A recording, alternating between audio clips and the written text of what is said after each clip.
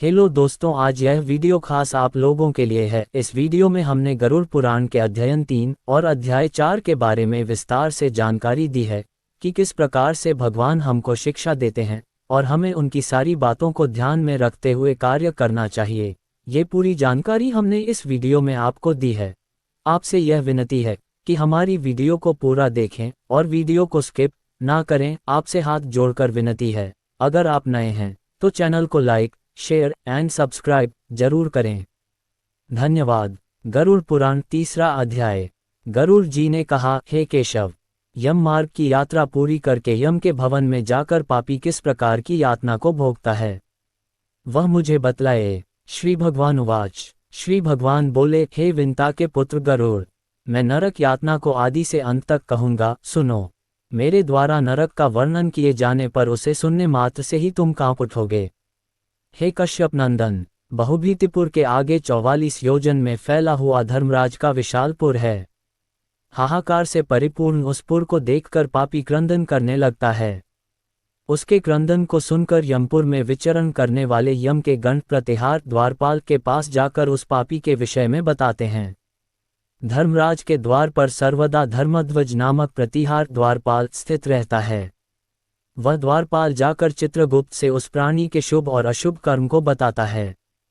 उसके बाद चित्रगुप्त भी उसके विषय में धर्मराज से निवेदन करते हैं।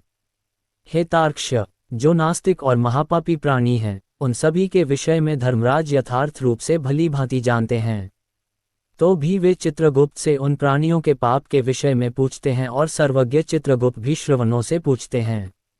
श्रवण ब्रह्मा के पुत्र हैं। वे स्वर्ग, पृथ्वी तथा पाताल में विचरण करने वाले तथा दूर से ही सुन एवं जान लेने वाले हैं। उनके नेत्र सुदूर के दृश्यों को भी देख लेने वाले हैं।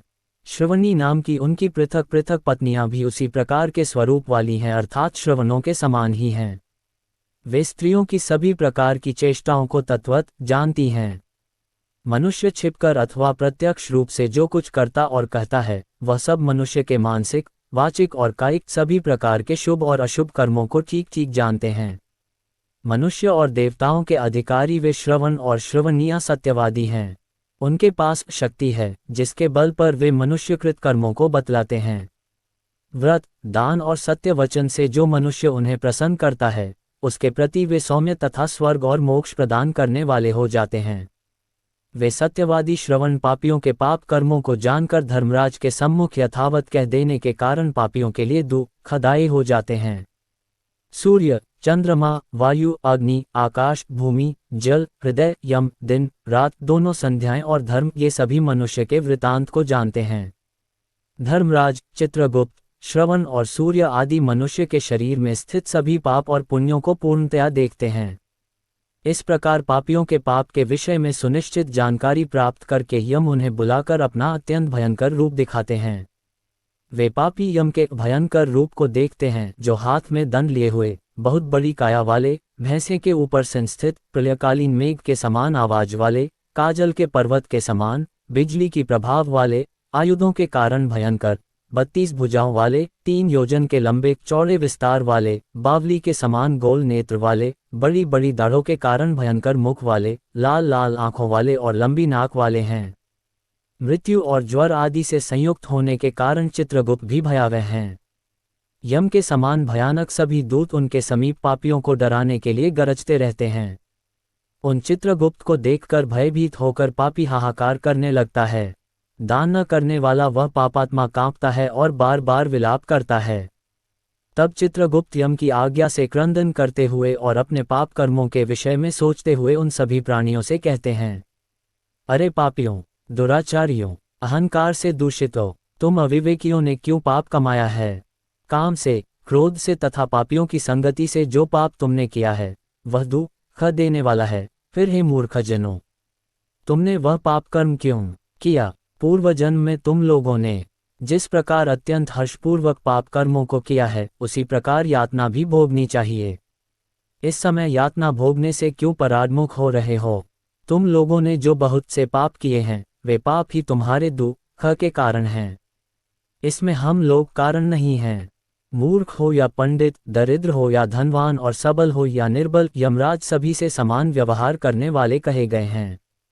चित्रगुप्त के इस प्रकार के वचनों को सुनकर वे पापी अपने कर्मों के विषय में सोचते हुए निश्चेष्ट होकर चुपचाप बैठ जाते हैं। धर्मराज भी चोर की भांति निश्चल बैठे हुए उन पापियों को देखकर उनके पापों का मार्जन करने के लिए यथोचित दंड देने की आज्ञा करते हैं। इसके बाद वे निर्दयी दूत उन्हें पीटते हुए कहते हैं, हे पापी, महान घोर और अत्यंत भयानक नरकों में चलो। यम के आज्ञाकारी प्रचंड और चंडक आदि नाम वाले दूत एक पाश से उन्हें बांधकर नरक की ओर ले जाते हैं। वहां जलती हुई अग्नि के समान प्रभा वाला एक विशाल वृक्ष है, जो 5 योजन में फैला हुआ है तथा 1 योजन ऊंचा है। उस वृक्ष में नीचे मुख करके उसे सांकलों से बांधकर वे दूत पीटते हैं। वहां जलते हुए वे रोते हैं, पर वहां उनका कोई रक्षक नहीं होता। उसी शाल्मली वृक्ष में भूख और प्यास से पीड़ित तथा यमदूतों द्वारा पीटे जाते हुए अनेक पापी लटकते रहते हैं। वे आश्रयविहीन पापी अंजलि बांधकर, हे यमदूतों, मेरे अपराध को क्षमा कर दो, उन दूतों से निवेदन करते हैं। बार बार लोहे की लाठियों, मुद्गरों, भालों और बर्छियों, गदाओं और मूसलों से उन दूतों के द्वारा वे अत्यधिक मारे जाते हैं। मारने से जब वे चेष्टारहित और मूर्छित हो जाते हैं, तब उन निश्चेष्ट पापियों को देखकर यम के दूत कहते हैं, अरे दुराचारियों, पापियों, तुम लोगों ने दुराचरण क्यों किया? सुलभ होने वाले भी जल और अन्न का दान कभी क्यों नहीं दिया? तुम लोगों ने आधा ग्रास भी कभी किसी को नहीं दिया और न ही कुत्ते तथा कौए के लिए बलि ही दी। अतिथि को नमस्कार नहीं किया और पितरों का तर्पण नहीं किया।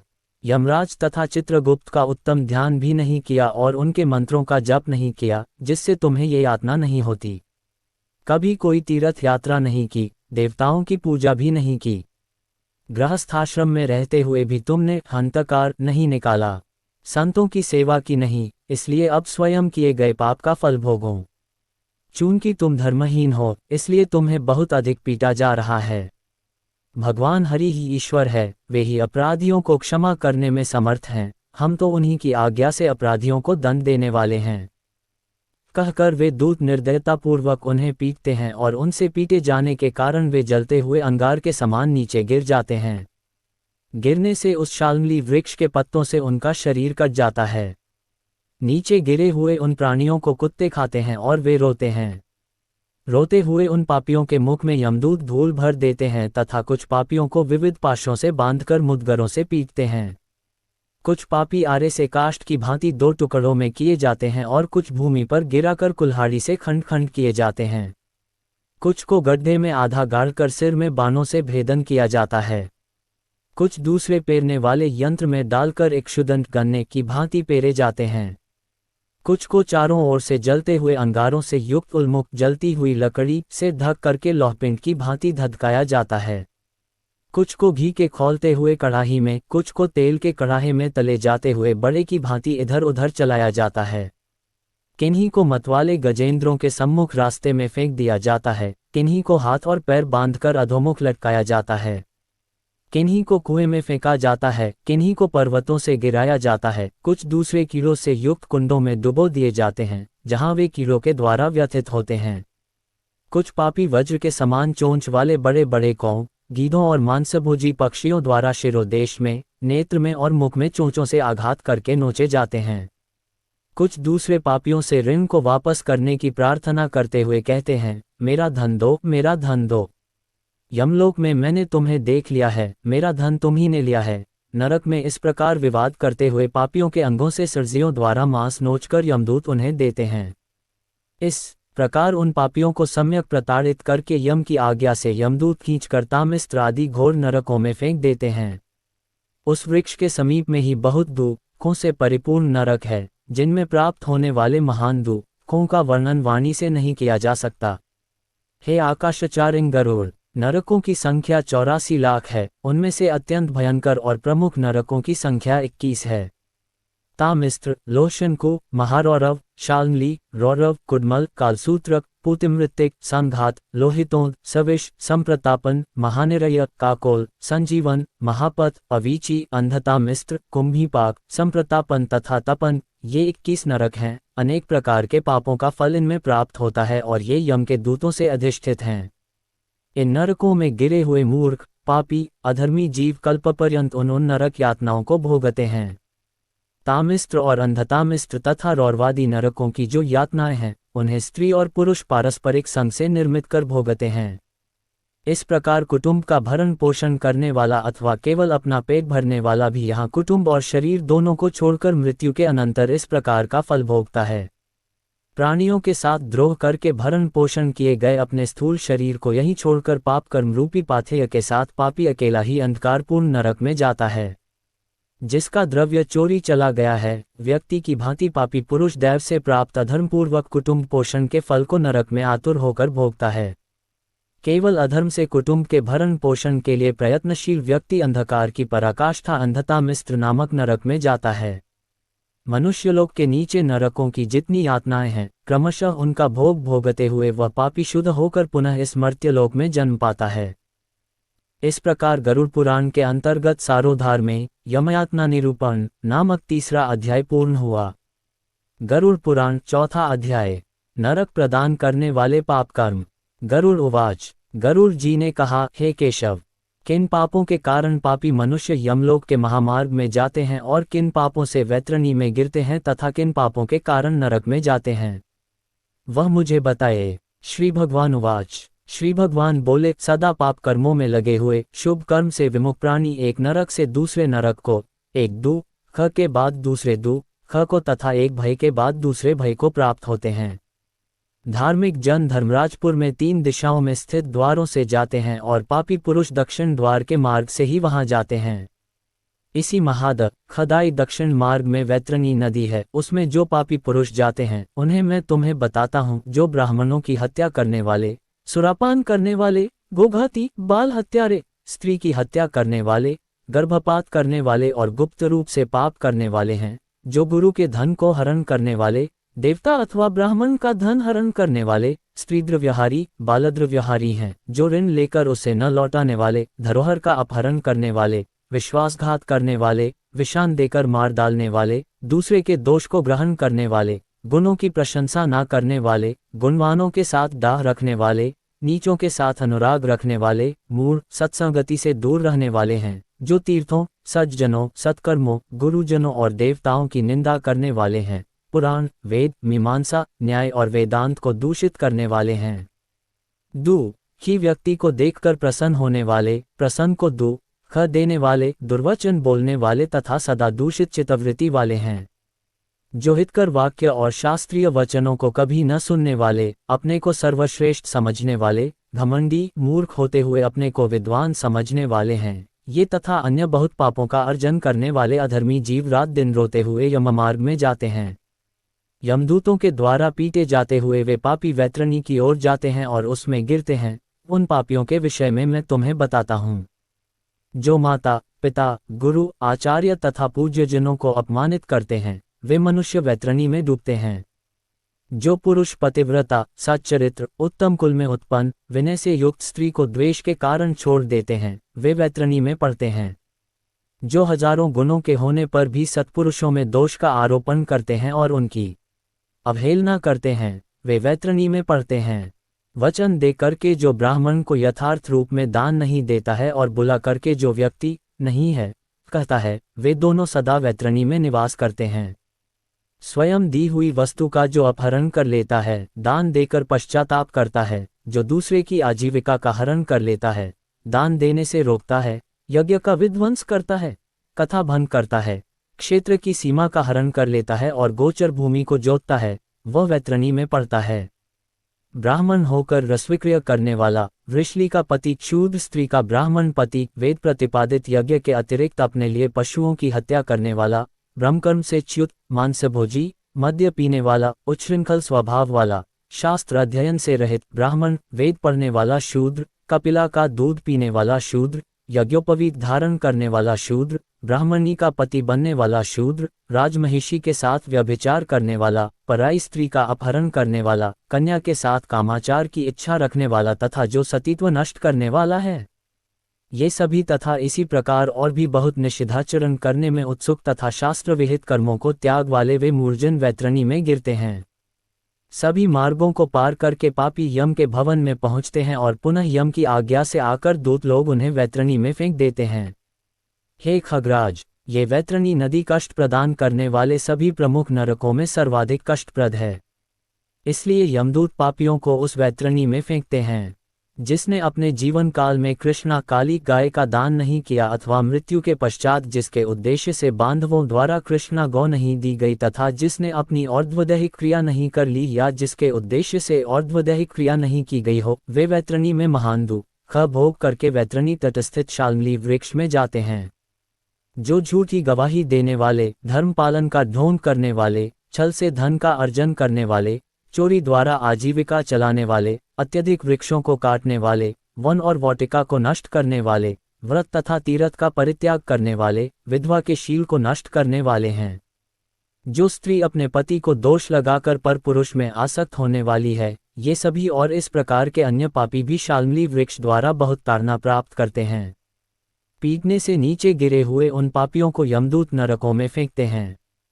उन नरकों में जो पापी गिरते हैं उनके विषय में मैं तुम्हें बतलाता हूँ। वेद की निंदा करने वाले नास्तिक, मर्यादा का उल्लंघन करने वाले, कंजूस, विषयों में डूबे रहने वाले, दंभी तथा कृतघ्न मनुष्य निश्चय ही नरकों में गिरते हैं।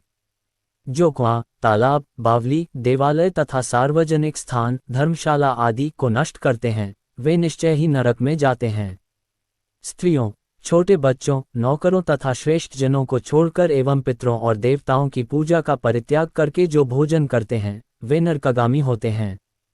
जो मार्ग को कीलों से, पुलों से, लकड़ियों से तथा पत्थरों एवं कांटों से रोकते हैं, निश्चय ही वे नरकागामी होते हैं। जो मंद पुरुष भगवान शिव, भगवती शक्ति, नारायण, सूर्य, गणेश, सद्गुरु और विद्वान इनकी पूजा नहीं करते, वे नरक में जाते हैं।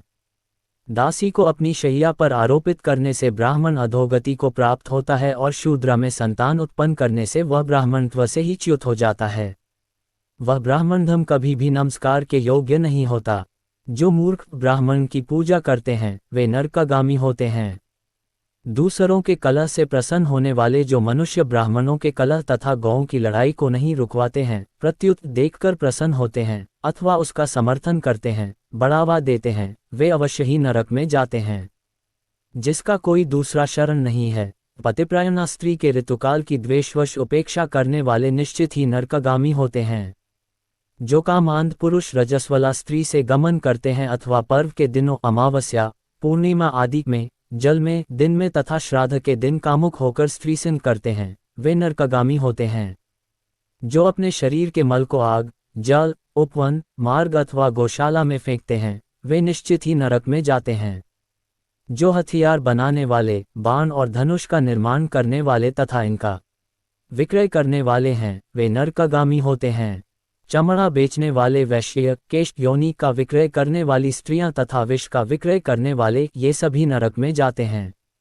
जो अनाथ के ऊपर कृपा नहीं करते हैं, सत्पुरुषों से द्वेष करते हैं और निरपराध को दंड देते हैं, वे नरकागामी होते हैं। आशा लगाकर घर पर आए हुए ब्राह्मणों और याचकों को पाक संपन्न रहने पर भी जो भोजन नहीं कराते, वे निश्चय ही नरक प्राप्त करने वाले होते हैं। जो सभी प्राणियों में विश्वास नहीं करते और उन पर दया नहीं करते तथा जो सभी प्राणियों के प्रति कुटिलता का व्यवहार करते हैं, वे निश्चय ही नरकागामी होते हैं। जो अजितेंद्रिय पुरुष नियमों को स्वीकार करके बाद में उन्हें त्याग देते हैं, वे नरकागामी होते हैं। जो अध्यात्म विद्या प्रदान करने वाले गुरु को नहीं मानते और जो पुराण वक्ता को नहीं मानते, वे नरक में जाते हैं। विवाह को भंग करने वाला, देव यात्रा में विघ्न करने वाला तथा तीर्थयात्रियों को लूटने वाला घोर नरक में वास करता है और वहां से उसका पुनरावर्तन नहीं होता। जो महापापी घर, गांव तथा जंगल में आग लगाता है, यमदूत उसे ले जाकर अग्निकुंडों में पकाते हैं। इस अग्नि में जले हुए अंग वाला वह पापी जब छाया की याचना करता है तो यमदूत उसे अस्यपत्र नामक वन में ले जाते हैं। जहां तलवार के समान तीक्ष्ण पत्तों से उसके अंग जब कट जाते हैं तब यमदूत उससे कहते हैं, रे पापी, शीतल छाया में सुख की नींद सो। जब वह प्यास से व्याकुल होकर जल पीने की इच्छा से पानी मांगता है तो दूतों के द्वारा उसे खौलता हुआ तेल पीने के लिए दिया जाता है। पानी पियो और अन्न खाओ, उस समय उनके द्वारा कहा जाता है। उस अति उष्ण तेल के पीते ही उनकी आंतें जल जाती हैं और वे गिर पड़ते हैं। किसी प्रकार पुनः उठकर अत्यंत दीन की भांति प्रलाप करते हैं। विवश होकर ऊर्ध्व श्वास लेते हुए वे कुछ कहने में भी समर्थ नहीं होते। हे तार्क्ष्य, इस प्रकार की पापियों की बहुत सी यातनाएं बताई गई हैं। विस्तारपूर्वक इन्हें कहने की क्या आवश्यकता।